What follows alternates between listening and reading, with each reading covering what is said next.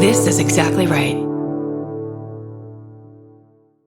If audiobooks are your thing, or if you've been meaning to listen to more of them, you should check out a podcast called Ear Say, the Audible and iHeart Audiobook Club, hosted by Cal Penn. Each episode spotlights standout audiobooks on Audible across all kinds of genres: sci-fi, comedy, romance, thrillers, and more, with Cal talking to guests who help break down what makes each story worth listening to. It's a fun, easy way to discover your next great audiobook. Check out Ear Say on the iHeartRadio app, Apple Podcasts, or wherever you get your podcasts. Goodbye. The best time to think about home security is before you need it. That's exactly why there's Simply Safe. Traditional home security only alerts you after a break-in has already happened, and that's too late. Simply Safe is changing that. Simply Safe's U.S.-based live agents identify threats on your property and help deter them so intruders never get to your house. The system is customizable so you can build one that fits your home and your specific needs. The 24/7 professional monitoring is effective and affordable and won't lock you into a long-term contract. I think that's what's so scary for so many people is that long-term contract. And like, what if it turns out you don't like it or need it,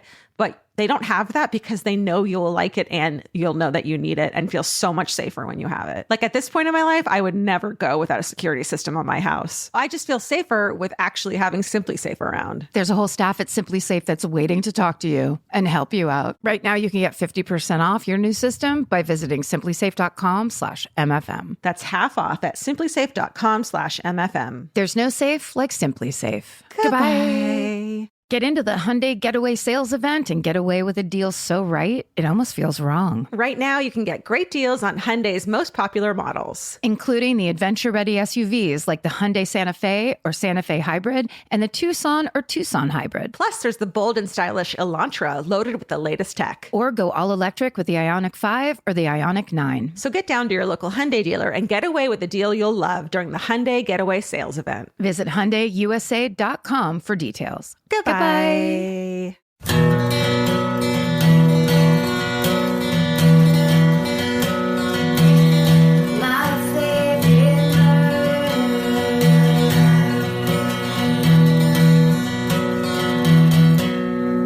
Ooh. I know, right? Yeah. Modern?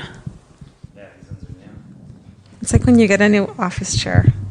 It's like aerodynamic. Yeah. Are we recording? Yeah. Because this is my real opinion. This isn't a commercial. I'm not being paid about Steven's mic stands. These are fucking fancy. When you move this thing, it's like light as a feather, stiff as a board. Fall into your lap like the old ones. What if there's even more noise than there used to be? Oh my God. Somehow. Welcome to my favorite microphone. Did you say welcome to my favorite microphone? Good one. Thank you. Welcome to my favorite murder. How many? It's a minisode, which means take it easy. Don't worry about it. Yeah. Look, we're just going to read some stuff. We don't really know what it's going to say. We're not taking this seriously. We can't. Why are you? I mean, stop being, it's like you're sitting there with your pen and your paper, just making lists of things. Just take it easy for a second. You think you're better than us? Yeah, you're not better than us. And we're not better than you. I mean, we're all the same under God's eyes. Yeah. Whew. Oh, sorry. Sorry. I know I talk about God too much on this podcast. I'm trying to push it in a lightly Christian direction. I didn't want to say anything because, like, who am I to judge? I did, during the live episode, I did reference God also because I found a sale dress. But that doesn't, I'm not affiliated with any mega church. Like, thank you, Jesus, you were, right?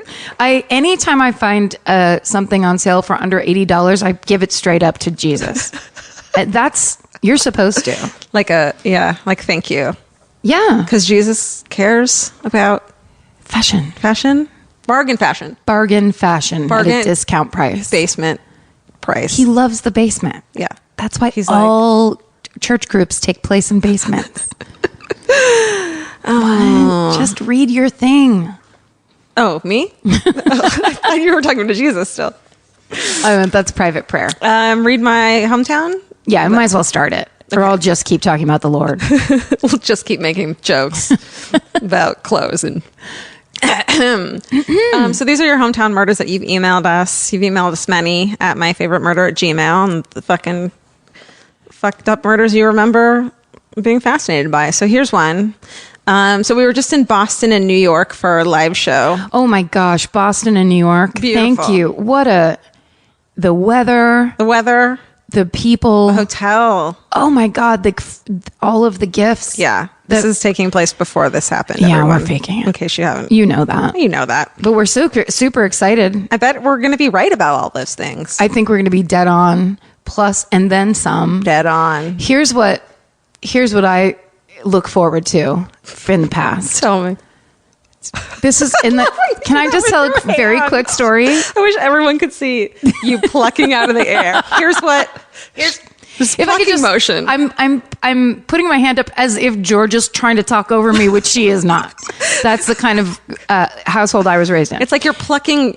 It's like you're plucking a decision out of the air. Here's the thing. Okay, go. There's the one I'm going to tell.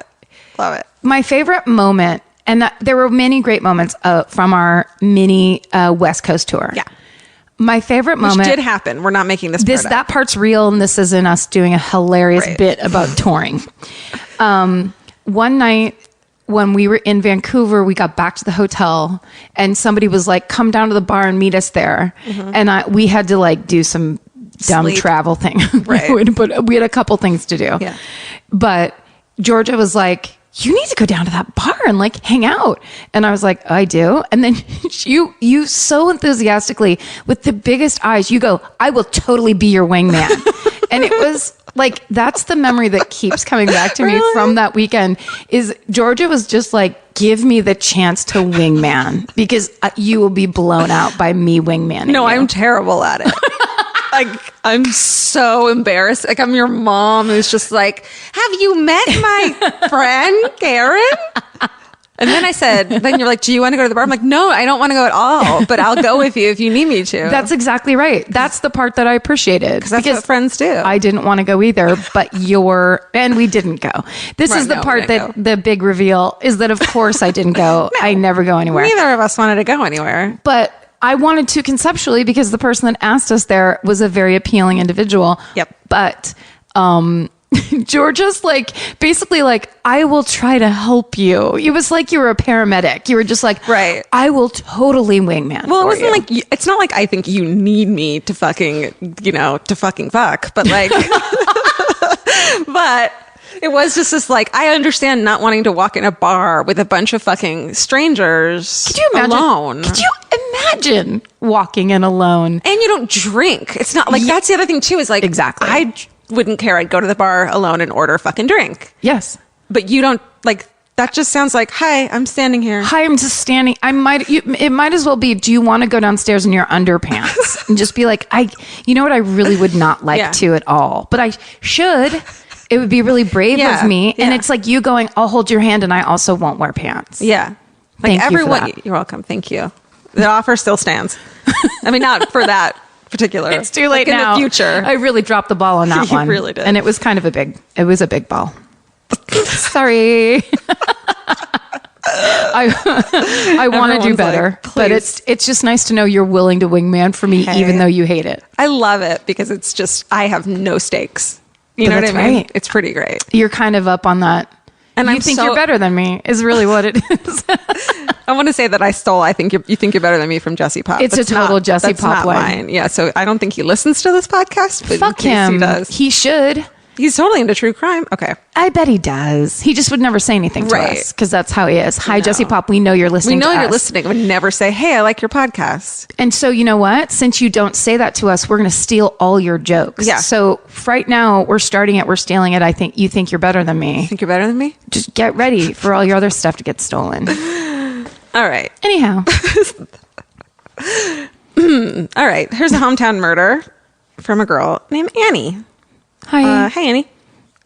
You guys are the best. I have a deep admiration for your work. Ooh. Oh, sounds like work, fancy. Work is a bit generous. Yeah, from your mouths, it should say. Your humor and the Murderino community you fostered. Aw. Agreed. I agree with that. I have to admit, I only have just discovered your podcast, so I'm not sure if this story has already been shared.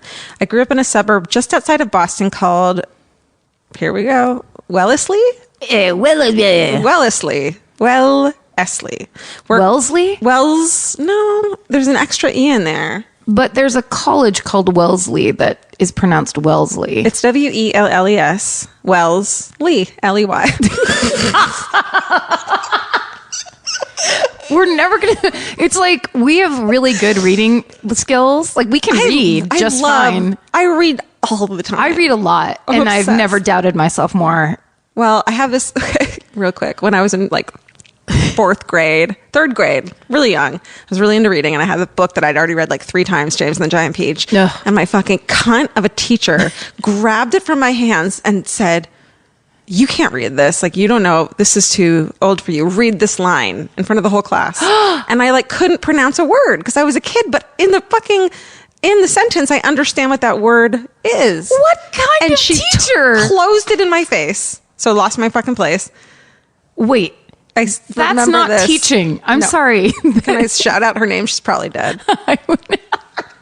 It's the worst teacher in all of California. She was horrifying. I will tell you right now that Laura Kilgariff, teacher of plus 25 years in the Novato School District, would wring that woman's neck. I look back and I'm like, well, no. Yeah. It's simply not how it's done. That's like saying here's my teaching method. I'm going to scar children around words. Right. So then when they have a fucking successful podcast when they're older, they're going to freak the fuck out whenever they say a word that doesn't look, It's a setup. This whole thing's a setup. I think me saying I'm wrong and not giving a shit and not saying to Stephen, edit that out. It's because fuck you, Miss blank blank. Oh, Miss Blank. You had Miss Blank Blank for reading? I want to say her name so bad. Okay. Sorry. That was Sidebar Nation. That's where we live. So Wellesley, where the college is. Listen. It's an old, small, and affluent town, probably very close to whatever image you've conjured in your mind. Ivy. Yeah. Leagues. Ivy, bricks. Great. Leagues. Ivy leagues. Oh my God. Even as an adolescent, I was definitely aware of the pressure for adults to attain and maintain status. A huge part of the status was providing for and protecting your family. Oh, what fucking boring town. The town was so... Wait, was that in the email? No, that was me. like striving to take care of your family. Oh, sorry, boring. Annie. I'm sorry, Annie. The town was so, quote, safe that a favorite stoned activity of high school students was reading the police blotter and laughing at the ridiculous complaints uniformed officers were called in on. And so safe we had to read the police blotter while high to actually feel like we were getting away with something. That's called privilege. Mm-hmm. In the town is a pond lined with walking paths. Halloween morning, 1999, a middle-aged woman is found dead along one of these paths. She'd been stabbed so many times she was nearly decapitated. Her husband had discovered her body. Uh-oh. According to him, she had stopped to sit on a bench because her back was hurting while he finished a lap around the pond with their dog. Her husband was a well-known doctor. Where is this going? I'd never heard of him before, but had several friends who had been in his care at one time or another. He was obviously suspected in her death. I remember the confusion this caused for so many people who knew him and stuck up for him, particularly his own adult children. Unfortunately for his friends and family, as the investigation unfolded, his guilt seemed pretty imminent. The police uncovered his secret identity, discovered he hired, I'm going to change this word to sex workers, on many occasions, and spent a substantial amount of his money on a phone sex line. Wow. I hear they're very addictive. Right. Are they? It's fun to talk on the phone. Yeah. Hey, girl. Hey, what's up? Tell me what you're wearing. You know you're being bad. Yeah. You know it's so expensive. Like, what did Jesus tell you to wear today? So there was something. They don't bring him into it. Don't bring him into it. There were also many rumors he had another family in another state, although I'm not sure if this ever verified. Okay. The story sticks in my mind for many reasons, but the moment I became a true murderino was a couple years after the doctor's conviction. The detectives from this case gave a presentation on the evidence, and obviously I was in attendance. That's awesome. They played us the 911 tapes in which the doctor screams about the discovery of his wife's body. The police made note that as soon as the operator tells the frantic man to calm down, he actually does. Suspicious. The doctor did have blood on his clothes, but this was consistent with him rushing to her body and attempting to revive her. Gloves and a knife were found on a drain pipe a quarter mile from the scene. At first, they couldn't prove that the gloves belonged to the doctor, but a very detail-oriented person noticed that the blood spatter on the doctor's glasses, which had been taken into evidence, was not actually a random splatter pattern. The gloves had those little rubber dots for grips, and this is exactly matched the pattern on the corner of one of his lenses. Yes, I remember. This is either a 2020 or a Forensic Files. That to me is the most convincing part of it. Yes. Amazing. It's like a double fingerprint. Yeah, like the blood spatter. I'm like, well, they don't believe that as much anymore. But that's like a shoe print on your glasses. It's your own. That's like if your glasses could take pictures. Yes. You know what I mean? Yep. And that's coming someday soon. Oh, you know it is. Yeah. Okay, anyways.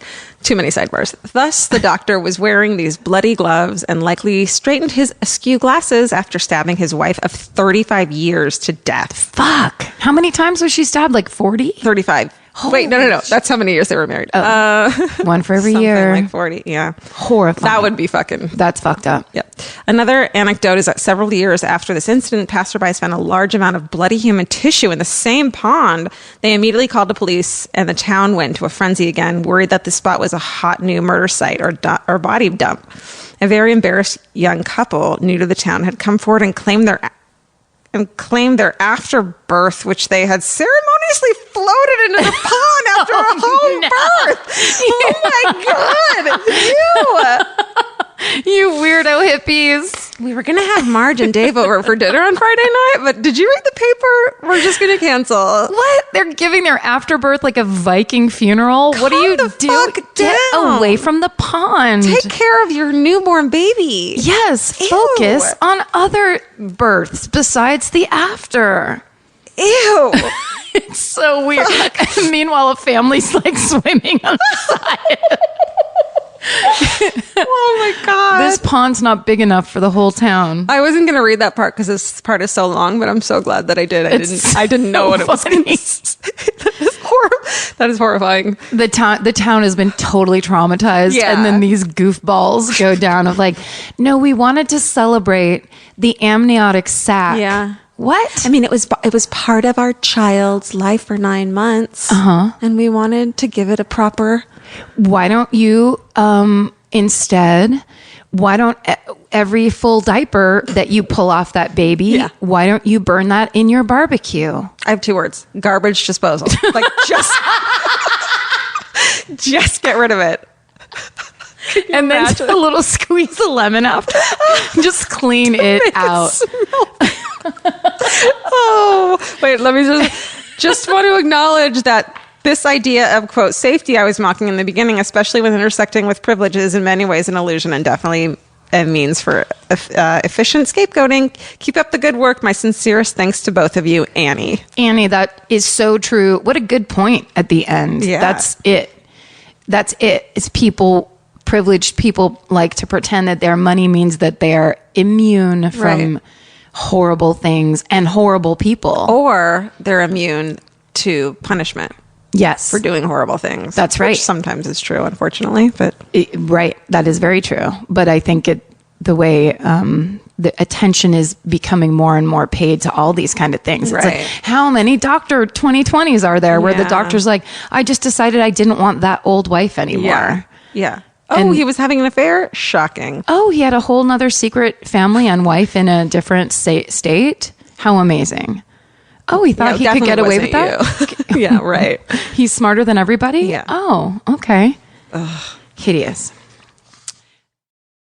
The best time to think about home security is before you need it. That's exactly why there's Simply Safe. Traditional home security only alerts you after a break-in has already happened, and that's too late. Simply Safe is changing that. Simply Safe's US-based live agents identify threats on your property and help deter them so intruders never get to your house. The system is customizable so you can build one that fits your home and your specific needs. The 24/7 professional monitoring is effective and affordable and won't lock you into a long-term contract. I think that's what's so scary for so many people is that long-term contract. And like, what if it turns out you don't like it or need it, but they don't have that because they know you'll like it and you'll know that you need it and feel so much safer when you have it. Like at this point in my life, I would never go without a security system on my house. I just feel safer with actually having Simply Safe around. There's a whole staff at Simply Safe that's waiting to talk to you and help you out. Right now, you can get 50% off your new system by visiting simplysafe.com/MFM. That's half off at simplysafe.com/MFM. There's no safe like Simply Safe.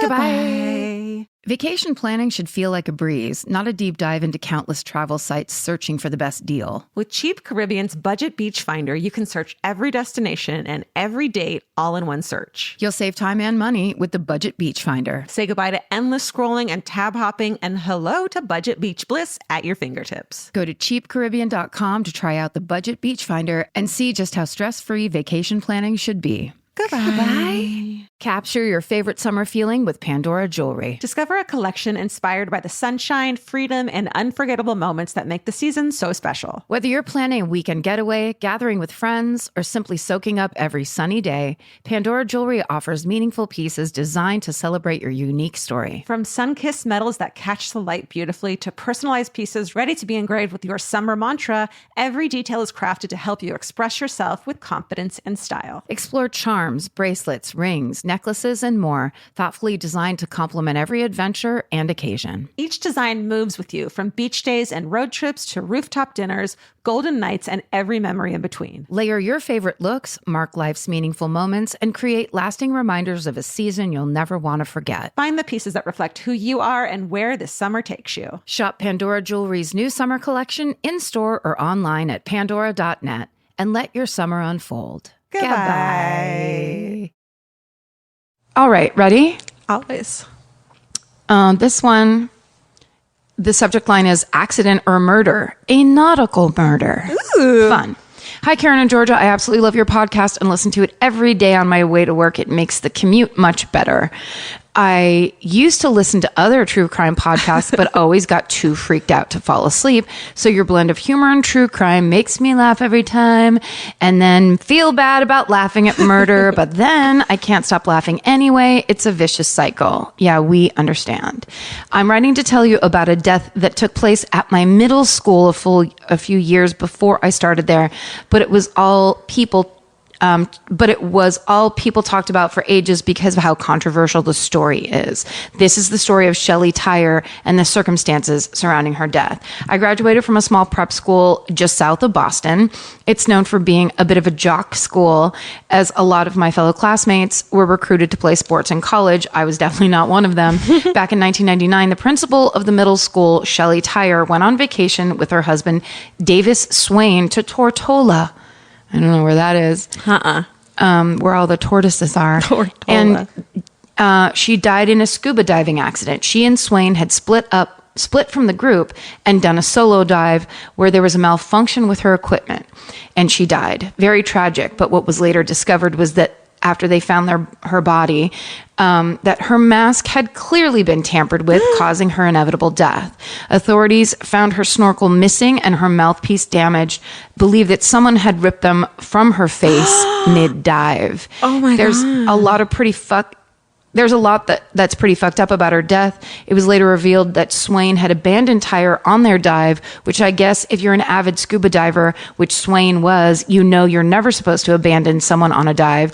And you are always supposed to stay with your buddy, right? Mm-hmm. So when you look at the facts, how he left her mid-dive and her mask had malfunctioned, it just doesn't look so good for him. Here's some more facts. He had made a lot less money than she did and had sunk all of his money into a dive shop that failed shortly after they got married. He signed a prenup that stated he would get nothing if they divorced. After Tyre's death, he inherited $600,000 from her estate, which he began spending lavishly, even started dating. Though immediately after her death, he was shaken. People soon after started to describe him as quote unquote too happy, or that he had a lack of emotion. A lot of teachers at my school spoke up against him, saying that they were disturbed by the way that he acted after her death. Tyre's family charged him with her murder, and they went to court with it, where if convicted, he would have been sent to jail for 25 years to life. He was sentenced, but in 2009, his conviction was overturned, and Swain is still around and even does interviews. There's a 48-hour special on it and even a Lifetime movie on the whole case, which is how you've made it. It's really interesting and tragic and is still talked about. Mrs. Tyrer was super loved and is very missed, and her husband is a super scumbag. Thank you so much for making my days better with your podcast. Stay sexy, Jules. That's fascinating. So he basically did get if he did it, he allegedly got away with alleged murder. I mean, I just don't know what kind of damage would pulling a face mask or a scuba mask do to it. You know what I mean? It would make you drown. Yeah, but like, would the mask be that damaged? Oh, well, maybe he pulled it so that like one of the plastic things on the side tore or something. Right. Because it would have really good suction if you were like, if it was underwater, you'd really have to rip it off. That's a good point. It wouldn't just come right off. It's such a bizarre, risky place to be, like that. And that's not even scuba diving. Yeah. Scuba diving, you're underwater. Yeah. And there's all these like gate classes checks you have to take. And like, you have to be able to make sure that, like, the reason people know, like, if their air is low or oxygen or whatever the hell it is like because the other person's there. Wow. All that shit's on your back. I'm never going to do it, and I'm fine with that. It's very high risk. I'm not doing it. I'm good. I go to an aquarium. You know what I mean? It's fine. Same diff, but you get to keep your outfit on. And you get wet. Yeah. Yeah, no. You go to lunch right after. You know, there's no drying off period. No. There's probably corn dogs at the fucking aquarium. I mean, that's where you find out your husband doesn't love you? Underwater? On vacation? How horrifying. Up until that point, she's like, this has been the best marriage. That was the saddest line you've ever said. Yeah. Sorry. Oh. So surprising. Honey. Should I do a short one? Sure. And then this one seems depressing, so I might not do it. Let's see here. Okay. Happy New Year and my favorite murder, which shows how long ago. Okay. Hi, Georgia and Karen. Hi. I only recently started listening to your podcast. Everyone says that. It's so funny. And I just wanted to say thanks for being alive and talking about murder. Thank you. I am only on episode 8, so I don't know if you've already talked about the Preppy murder of 1986 in NYC. Oh, girl or guy, you guessed right. We sure did. Jennifer, girl or guy, we absolutely did. But I think this chick has a connection. Okay, Robert Chambers killed Jennifer Levin early one morning in Central Park in what prosecutors said was a violent rape. And Chambers always insisted it was fucking goddamn consensual rough sex. Piece of shit. This is my favorite murder because Jennifer Levin is my name too. And I first spent time in NYC that very summer when I was 12, right after my parents divorced. That first summer, I watched the news a lot and was confused in many ways. It wasn't the first time I'd seen the same name as someone else. Growing up, my name is so common in the suburbs of Chicago that 2 different libraries revoked my library card for overdue fines that weren't mine. And I got calls asking me to homecoming and prom that were intended for the older Jennifer Levin who lived down the street. Oh, to be like you get to be in the hot Jennifer Levin group. Yeah. Well done, older Jennifer Levin. Yeah. That you're I say like, yes to everyone. Yeah. Let's see how that plays out. Just keep saying yes. Show up the night of, like in the bushes. That's right. What's going to happen? Pick that one.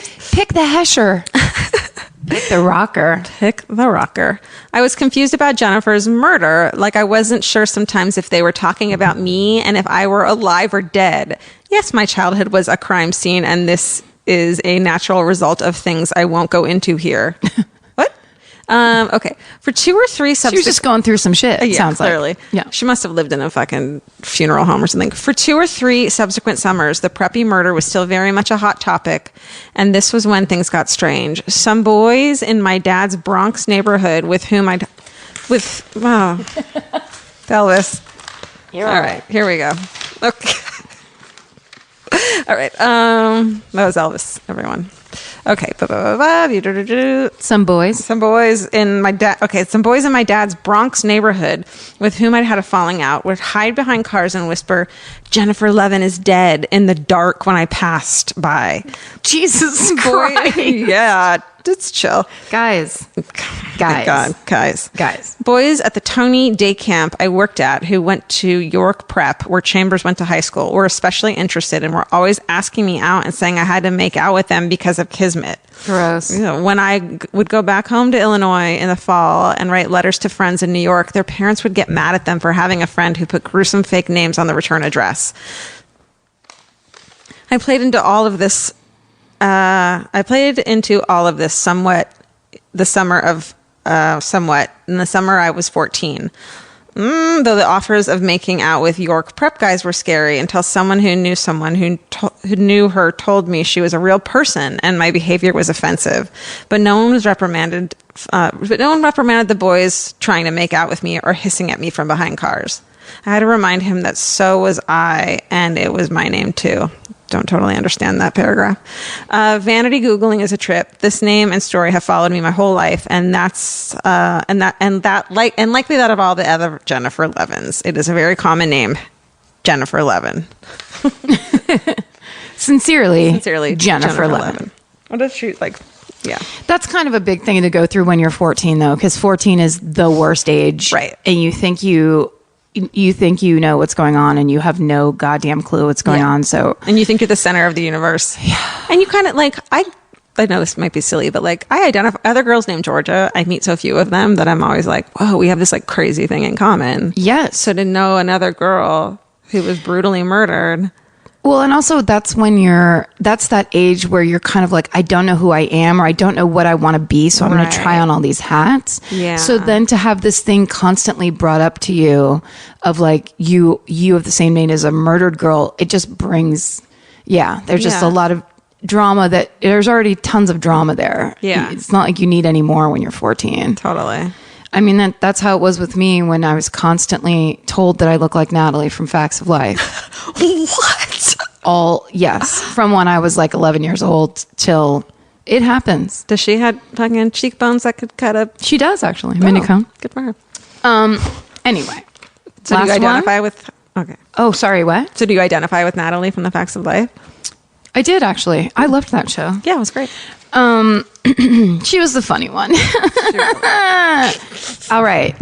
Final one. A whack murder story. Karen in Georgia. Huge fan. So technically this isn't a hometown murder story because you already talked about the one bad thing that ever happened in Minnesota, which was Jacob Wetterling in your first episode. I dare to disagree with that. The one bad thing in Minnesota? Yeah. Guess what? There's some pretty bad things that have happened there. But the following story happened to one of my sister's classmates in NYC. What if this was about Jennifer Levin again?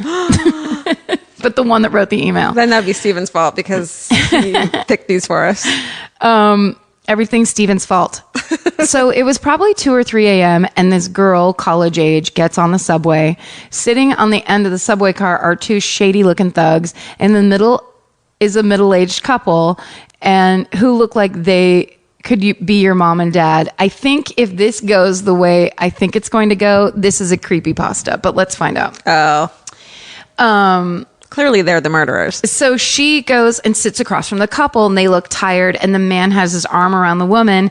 As the ride goes on, she notices that the woman is staring at her. And at first she's just like, okay, whatever. But after she doesn't stop staring, the girl says something like, what's up? Can I help you? And the man says, sorry, she's super tired. And so our girl is just like, sure, whatever. But the lady doesn't stop staring. This isn't real. This is from someone who is 14. When the train comes to a stop, I've honestly read this on creepypasta forums. Yes.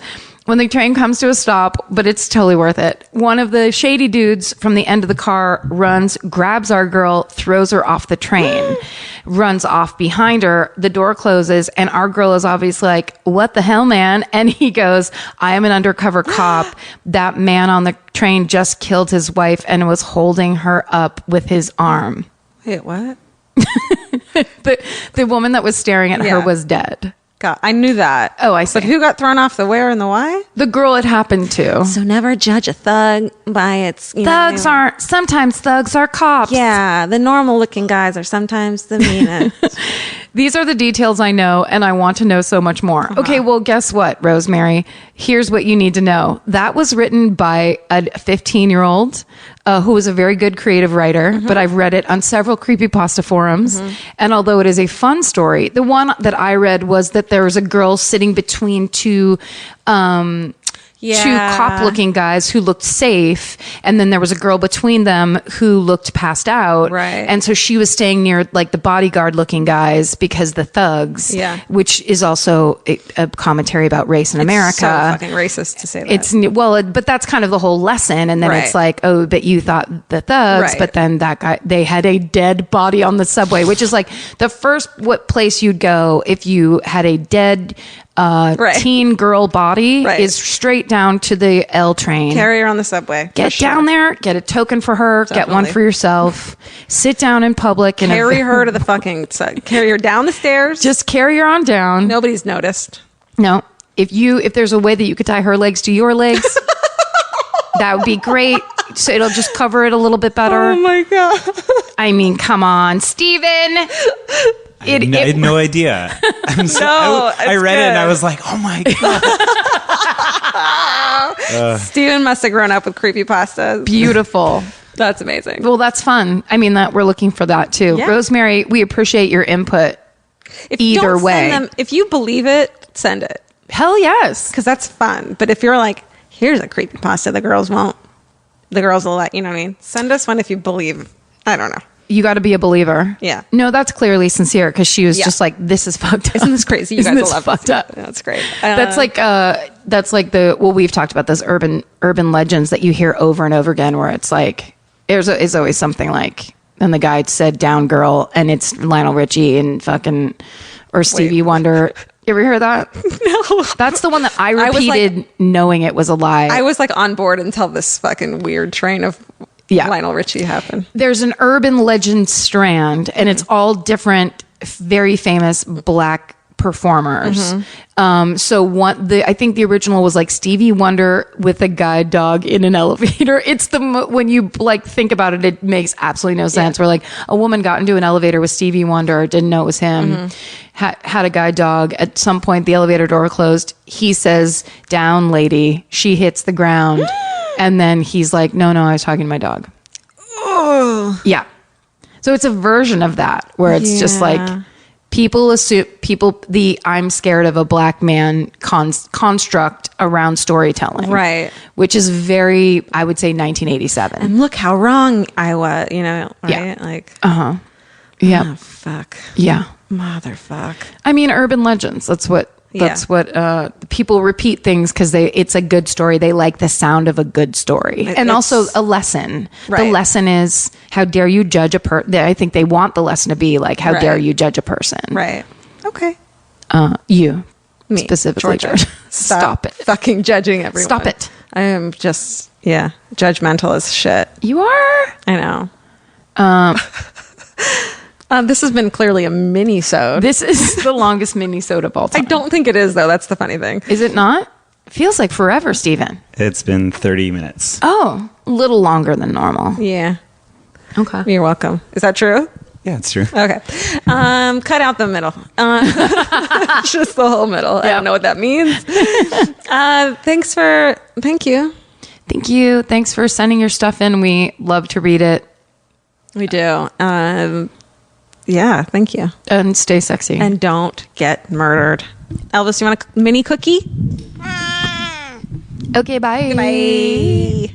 If audiobooks are your thing, or if you've been meaning to listen to more of them, you should check out a podcast called Earsay, the Audible and iHeart Audiobook Club, hosted by Cal Penn. Each episode spotlights standout audiobooks on Audible across all kinds of genres: sci-fi, comedy, romance, thrillers, and more, with Cal talking to guests who help break down what makes each story worth listening to. It's a fun, easy way to discover your next great audiobook. Check out Earsay on the iHeartRadio app, Apple Podcasts, or wherever you get your podcasts. Goodbye. The best time to think about home security is before you need it. That's exactly why there's Simply Safe. Traditional home security only alerts you after a break-in has already happened, and that's too late. Simply Safe is changing that. Simply Safe's US-based live agents identify threats on your property and help deter them so intruders never get to your house. The system is customizable so you can build one that fits your home and your specific needs. The 24/7 professional monitoring is effective and affordable and won't lock you into a long-term contract. I think that's what's so scary for so many people is that long-term contract. And like, what if it turns out you don't like it or need it, but they don't have that because they know you'll like it and you'll know that you need it and feel so much safer when you have it. Like at this point in my life, I would never go without a security system on my house. I just feel safer with actually having Simply Safe around. There's a whole staff at Simply Safe that's waiting to talk to you and help you out. Right now, you can get 50% off your new system by visiting simplysafe.com/MFM. That's half off at simplysafe.com/MFM. There's no safe like Simply Safe. Goodbye. Cheap Caribbean's Jet Set July sale is here. Right now, save $200 on vacation packages of 4 nights or more with promo code 200BEACH. Whether you're dreaming of Cancun, Jamaica, or the Dominican Republic, your next vacay just got more affordable. Don't let summer pass you by without the beach. Use promo code 200BEACH and get more sand for your dollar. Head to cheapcaribbean.com today to book your beach vacay. Goodbye.